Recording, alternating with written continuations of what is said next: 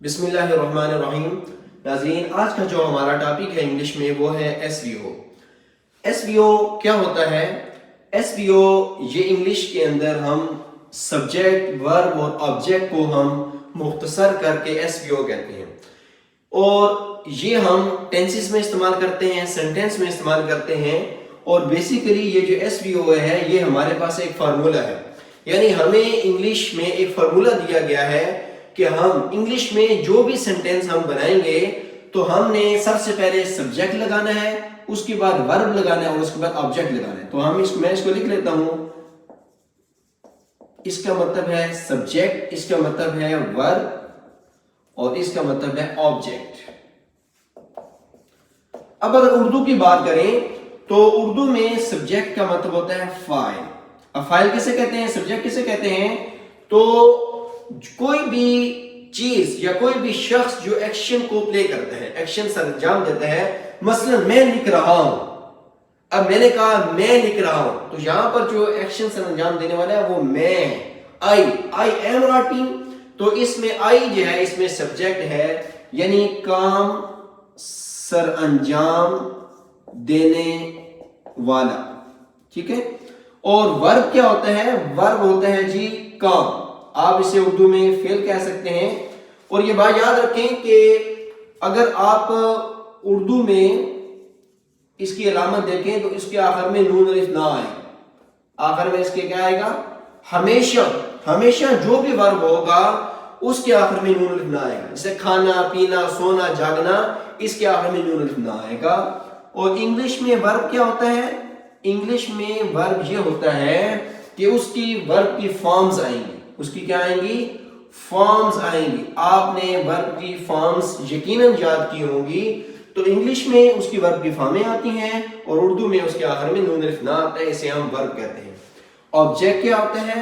Object کو اردو میں مفعول کہتے ہیں، اور وہ جس پر کام واقع ہو، یا آپ یہ بھی کہہ سکتے ہیں کہ جس پر ایکشن واقع ہو، یعنی ایک کام ہے، مثلا میں یہاں پہ کہتا ہوں I am writing a letter۔ اب آپ یہاں پر دیکھیں کہ یہ جو میں خط لکھ رہا ہوں، اب اس میں I یہ اس میں سبجیکٹ ہے، am writing یہ اس میں ورب ہے، اور a letter اس میں آبجیکٹ ہے، یعنی اس میں جو کام ہے وہ لکھنا ہے، جس پہ کام واقع ہو رہا ہے وہ خط ہے، لیٹر ہے، اور I یہاں پہ سبجیکٹ ہے۔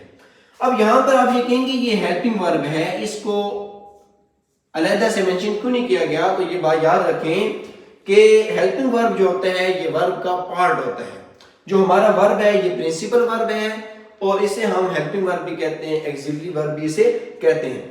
تو آپ اس بات کو امید سمجھ گئے ہوں گے کہ یہ ہمارا سبجیکٹ ہے، یہ ورب ہے، اور یہ آبجیکٹ ہے۔ ایس وی او کمپلیٹ ہے۔ ایس وی او کمپلیٹ ہونے کا یہ مطلب ہے کہ انگلش میں ہم جو بھی جملہ بنائیں گے تو ہمارے پاس ایس وی او ترتیب کے ساتھ آنا چاہیے، یعنی پہلے ہم سبجیکٹ لگائیں گے، جو چیز یا جو بندہ کام سر انجام دے رہا ہے پہلے اس کو لگائیں گے، اور اس کے بعد کام ورب کو لگائیں گے، اور اس کے بعد ہم لیٹر کو لگائیں گے، یعنی اس کے بعد آبجیکٹ کو لگائیں گے، ٹھیک ہے۔ لیکن یہ بات آپ نے یاد رکھنی ہے کہ اردو میں ترتیب ایسے نہیں ہے۔ مثلا میں اس کا ترجمہ کر لیتا ہوں، میں خط لکھ رہا ہوں۔ اب آپ نے یہ دیکھا میں نے سیم اسی کی ٹرانسلیشن کی ہے، تو آپ یہ دیکھیں گے جو میں ہے یہ ہمارا سبجیکٹ ہے، یعنی فاعل ہے، لیکن لیٹر یہاں پر پہلے آیا، یہ ہمارا آبجیکٹ ہے، اور لکھنا یا لکھ رہا ہوں یہ ہمارا ورب ہے۔ تو اردو میں جو ترتیب ہے وہ ایس او وی ہے، اردو میں جو ترتیب ہے وہ کیا ہے؟ وہ ہماری ایس او وی ہے۔ لیکن آپ نے انگلش میں فوکس کرنا ہے، اور آپ یہاں پر ہم چونکہ انگلش سیکھ رہے ہیں تو آپ نے یہ بات یاد رکھنی ہے کہ جب بھی ہم انگلش کا کوئی سینٹینس بنائیں تو ہمارے پاس ہمیشہ جو سٹرکچر ہوگا وہ یہ ہوگا ایس وی او۔ ایس وی او سٹرکچر یہی ہوتا ہے کہ سب سے پہلے آپ سبجیکٹ لگائیں، پھر ورب لگائیں، اور پھر آبجیکٹ لگائیں، اور آپ کسی بھی کام میں یہ بات پہچانیں کہ اس میں سبجیکٹ کیا ہے، اس میں ورب کیا ہے اور اس میں آبجیکٹ کیا ہے، اور پھر اس کی مدد سے آپ یہ جملہ بنائیں تو انشاءاللہ پھر آپ کا جملہ گرامیٹیکلی بالکل کریکٹ ہوگا۔ تو امید ہے کہ آپ کو سمجھ آ گئی ہوگی کہ ایس وی او کیا ہوتا ہے، سبجیکٹ کیا ہوتا ہے، ورب کیا ہوتا ہے اور آبجیکٹ کیا ہوتا ہے، اور اردو اور انگلش میں کیا ڈیفرنس ہے۔